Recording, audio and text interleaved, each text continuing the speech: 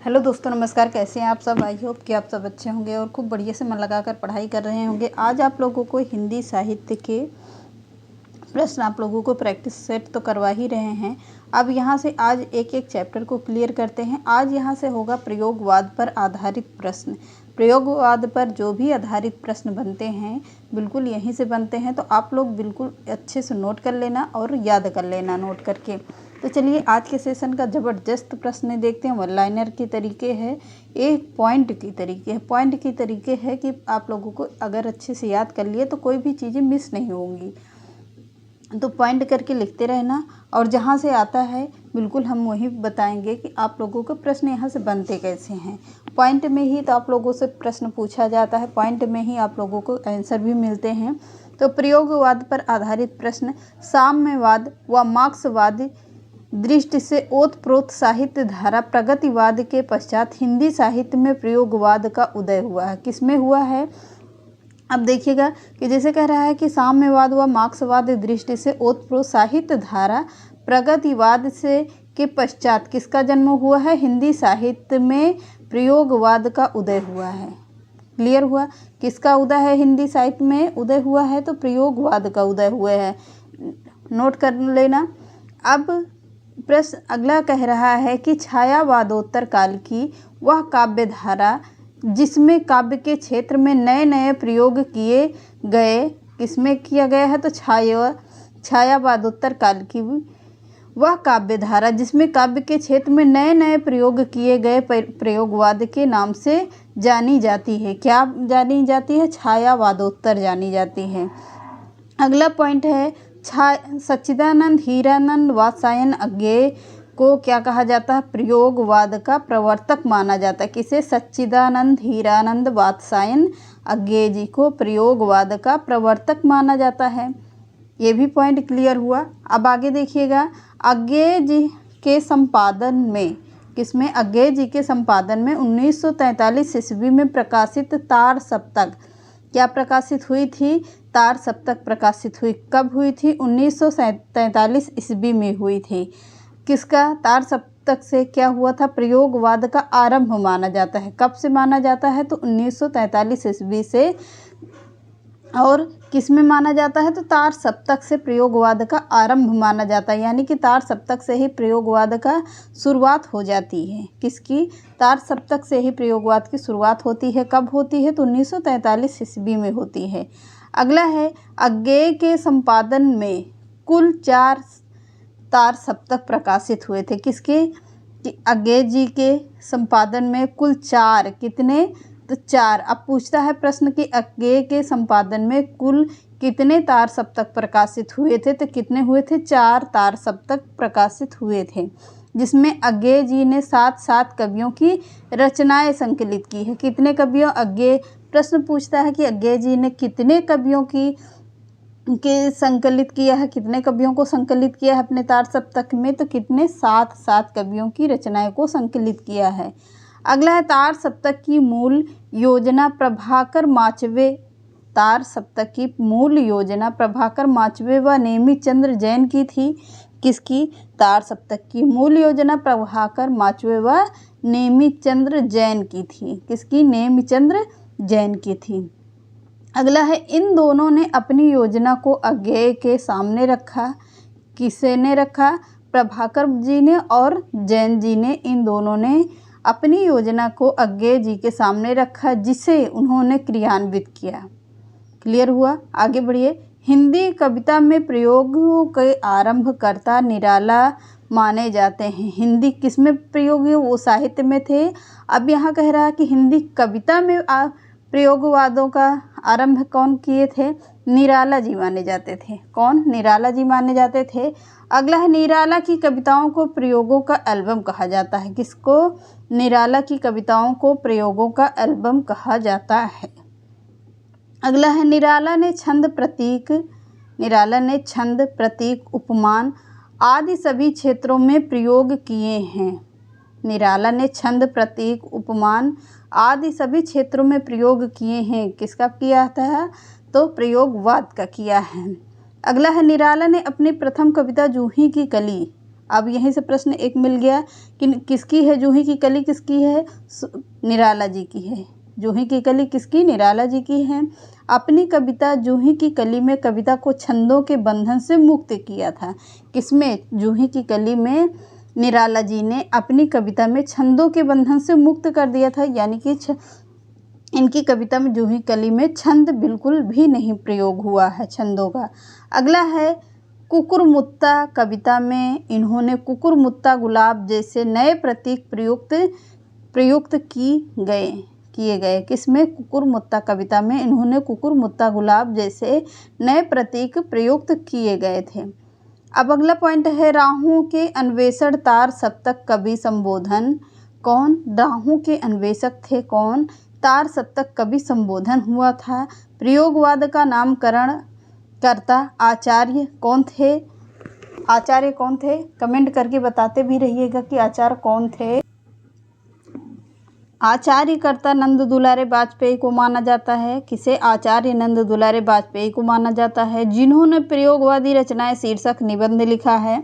किसने लिखा है, तो नंद दुलारे वाजपेयी जी ने प्रयोगवादी रचनाएं शीर्षक और निबंध लिखा है। किसने लिखा है, तो नंद दुलारे वाजपेयी ने लिखा है। अगला है तार सप्तक की भूमिका में अज्ञे ने लिखा है कि सातों कवि एक स्कूल में नहीं हैं। कह रहा है कि सातों कवि एक स्कूल में नहीं हैं, राही नहीं राहों के अन्वेषी हैं। क्या पंक्ति क्या लिखते हैं, राही नहीं राहों के अन्वेषी माने जाते हैं। कौन, अज्ञे जी के बारे में लिखा जाता है। अगला है दूसरा सप्तक की भूमिका में अज्ञे ने लिखा कि हमें प्रयोगवादी कहना उतना ही सार्थक या निरर्थक है जितना कि हमें कवितावादी कहना है।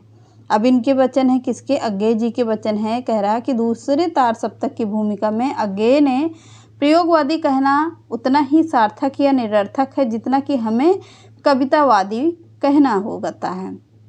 अगला है अज्ञे के अनुसार, प्रश्न कह रहा है कि अज्ञे के अनुसार प्रयोग अपने आप में इष्ट नहीं है, वह साधन है। किसके अनुसार है, अज्ञे के अनुसार प्रयोगवाद में अपने आप में ही इष्ट नहीं, वह साधन है, साधन के रूप में प्रयोग हुआ है।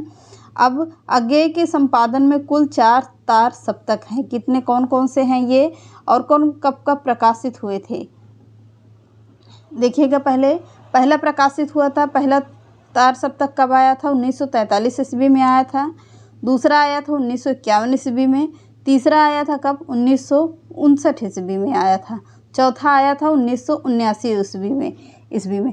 किसके अनुसार था ये, तो अज्ञे जी के अनुसार था। हीरानंद वात्स्यायन अज्ञे जी के अनुसार था। फिर से देखिएगा, पहला तार सप्तक आया था 1943 ईस्वी में। दूसरा तार सप्तक आया था 1951 ईस्वी में। तीसरा तार सप्तक आया था 1959 ईस्वी में। चौथा तार सप्तक आया था 1979 ईस्वी में आया था। क्लियर हुआ। चारों तार सप्तक का स्क्रीनशॉट लीजिए, आगे बढ़िए। प्रयोगवादी आंदोलन के प्रचार प्रसार हेतु, किसके, प्रयोगवादी आंदोलन के प्रचार प्रसार हेतु अज्ञे ने 1946 ईस्वी में प्रतीक का प्रकाशन किया था। किसका प्रकाशन किया था, तो प्रतीक का प्रकाशन किया था। कब किया था, 1946 ईस्वी में किया था। अगला है प्रयोगवाद के विकसित रूप को नई कविता के नाम से जाना जाता है। किसके, प्रयोगवाद के विकसित रूप को नई कविता के नाम से भी जाना जाता है। अगला है प्रयोगवाद ने दूसरे सप्तक के प्रकाशन के बाद नई कविता का रूप धारण कर लिया था। कब किया था, दूसरे तार सप्तक के बाद नई कविता का रूप धारण कर लिया था। अगला है डॉक्टर रामविलास शर्मा और नामवर सिंह ने नई कविता को प्रयोगवाद की छंद रूप माना है। किसके, नई कविता को। अगला है नई कविता के नामकरण का श्रेय अज्ञे को जाता है। किसको, अज्ञे जी को जाता है। नई कविता के नामकरण का श्रेय अज्ञे जी को जाता है। अगला पॉइंट है उन्होंने 1952 में, कब, 1952 में आकाशवाणी पटना से प्रकाशित एक रेडियो वार्ता में नई कविता का नाम प्रयोग किया था। कब किया था, तो 1952 ईस्वी में किया था।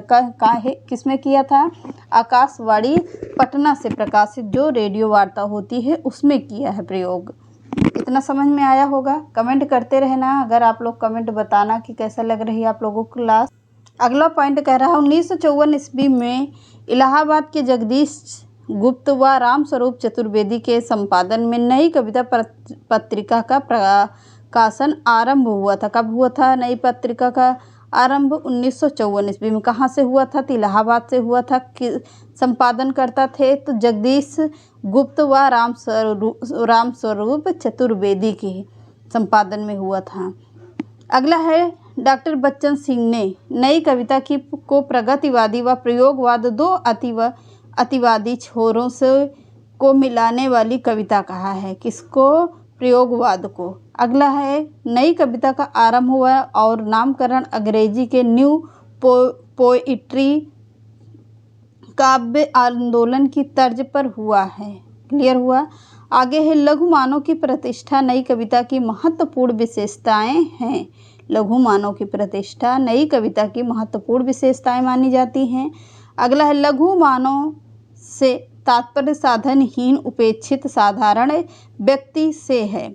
ये सब इम्पॉर्टेंट नहीं है, जो इम्पॉर्टेंट है मैंने उसको विस्तार से पढ़ा है, लेकिन एक नज़र यहाँ से अगर प्रयोगवादी से प्रश्न बनता है तो पूरा विस्तार से पढ़ना जरूरी होता है। साहित्य का दायरा बहुत बड़ा होता है, इसमें अंदर से घुस कर प्रश्न पूछते हैं, ऐसे तरीके से घुमा फिरा कर कि आप लोगों को पता भी नहीं चलता कैसे प्रश्न पूछे जाते हैं। नई कविता का रूप स्पष्ट करने के लिए निम्न आलोचनात्मक कृतियों का प्रकाशन हुआ था। नई कविता के प्रतिमान लेखक डॉक्टर लक्ष्मीकांत वर्मा थे। किसके? नई कविता के प्रतिमान लेखक डॉक्टर लक्ष्मीकांत वर्मा थे। अगला है कविता के नए प्रतिमान लेखक कौन थे? डॉक्टर नामवर सिंह थे। कौन? डॉक्टर नामवर सिंह आएंगे। अगला है नई कविता का आत्मसंघर्ष लेखक गजानन माधव मुक्तिबोध जी को कहा जाता है। अब यहाँ से प्रश्न बन जाता है कि इनका पूरा नाम क्या है मुक्तिबोध जी का? तो क्या है? गजानन माधव मुक्तिबोध नाम है। नई कविता सीमाएं और संभावनाएं गिरजा कुमार माथुर हैं। अगला है नई कविता के बहाने लघु मानव पर विजय देव नारायण शाही माने जाते हैं। अब यहाँ से कोई इम्पोर्टेंट नहीं है। फिर आप लोगों को यहाँ से देखिएगा कि कहाँ से प्रश्न है। नई कविता के कवियों ने रस सिद्धांत को चुनौती देकर रस के स्थान पर द्वंद्व, तनाव एवं बेचैनी को काव्य की आत्मा माना है। ये रहे प्रयोगवादी से जो भी प्रश्न बनते हैं आप लोगों को पूरा क्लियर हो गया। तो चलिए मिलते हैं नेक्स्ट क्लास में। चैनल पसंद आता है तो लाइक कर दीजिएगा, सब्सक्राइब कर लीजिएगा और ज़्यादा से ज़्यादा शेयर कर दीजिएगा। नमस्कार।